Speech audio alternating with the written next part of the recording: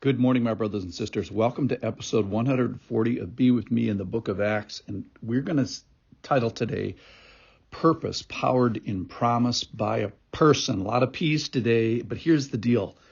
The context is chaos, Roman tumult, and Jewish council tumult, and all this noise around Paul. But then we have this singular focus. We have a purpose for him, and he has a promise that he's about what's ahead, and then he's powered by something. And then most importantly, the fun thing at the end is this person of Jesus. Paul is going to get a vision of the Lord.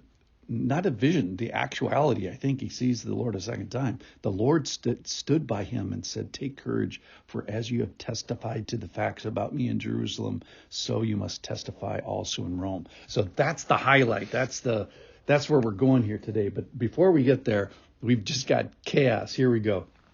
This is Acts chapter 23. But on the next day, desiring to know the real reason why he was being accused by the Jews, this is the tribune Claudius Lysias talking, he unbound him and commanded the chief priests and all the council to meet, and he brought Paul down and set him before them. And looking intently at the council, Paul said, "Brothers, I have lived my life before God in all good conscience up to this day." And the high priest Ananias commanded those who stood by him to strike him on the mouth. So that's what Ananias does with his power. Then Paul said to him, God is going to strike you, you whitewashed wall. Are you sitting to judge me according to the law, and yet contrary to the law, you order me to be struck? Those who stood by him said, "Would you revile God's high priest?" And Paul said, "I did not know, brothers, that he was the high priest. For it is written, you shall not speak evil of a ruler of your people." Now, when Paul perceived that one part were Sadducees and the other Pharisees, he cried out to the council, "Brothers, I am a Pharisee, a son of the Pharisees. It is with respect to the hope and the resurrection of the dead that I am on trial," which is true. But he said it just to divide the council. And when he said this, a dissension arose between the Pharisees and Sadducees, and the assembly was divided.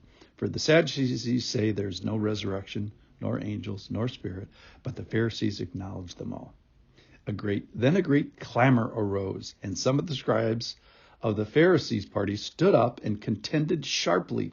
"We find nothing wrong with this man. What if a spirit or an angel spoke to him?" And when the dissension became violent, again, this is what people are doing with their power, the tribune, now this is a Roman guy. Tribune is the Roman guy in charge of 1,000 soldiers, afraid that Paul would be torn to pieces by them.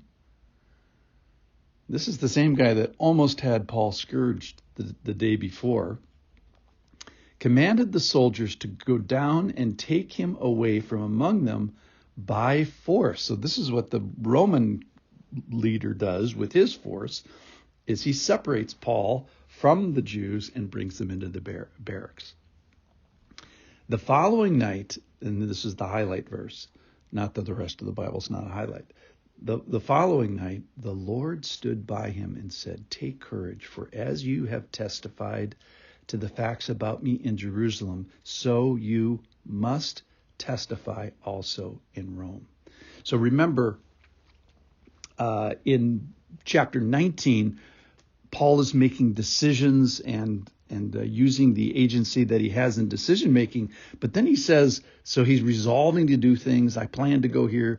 But then he says, I must see Rome. It's almost as if, and I think maybe the Lord gave him an idea that he must certainly finish in Rome. And in 2023, he says, the Holy Spirit testifies to me that imprisonment and afflictions await. So what is promised to Paul? What's promised to him is persecution, imprisonment, and affliction. And I want to keep that in mind today. So today I see people using their force. So the question is, with what energy, with what resources will you bring to bear? Maybe it'll be invisible things like obedience and following and submission or honesty or secret integrity or love or maybe listening. You have agency and power today, so do I. And it's what am I going to do with that energy that the Lord has given me? So that's the first P. The second is the promise. And I think of the afflictions that my brothers and sisters that I am aware of, that they are facing, some financial, many health related, some aging and the wheels falling off their bus. And here, even in addition to this, we see Paul has imprisonment, but certainly everybody that you know, including yourself, has some afflictions. The good things that you're going to do are going to be in the midst of some affliction.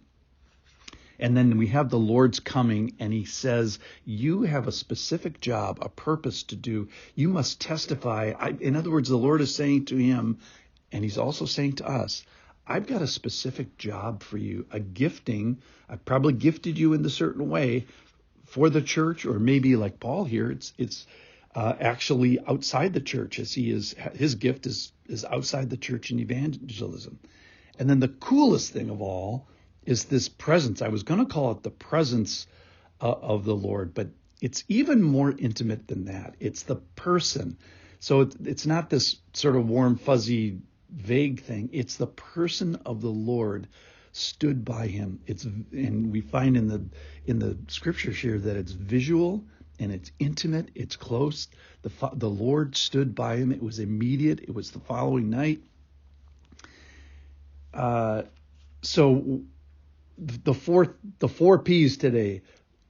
The purpose, I have a purpose for you. For Paul, it was to acknowledge and testify. You have a purpose too. You have a promise. And the promise, unfortunately, is affliction. And it's the power. You have agency. You have energy today to utilize for the Lord. And then what if the Lord stood by us? What if the Lord stand by us? So my prayer today is, Lord, let's use our agency and our actions today and our accountability.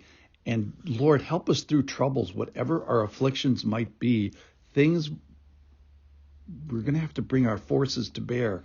Give us a purpose. And then most importantly, Lord, please give us your presence and your actual person as you stand by us. You are near.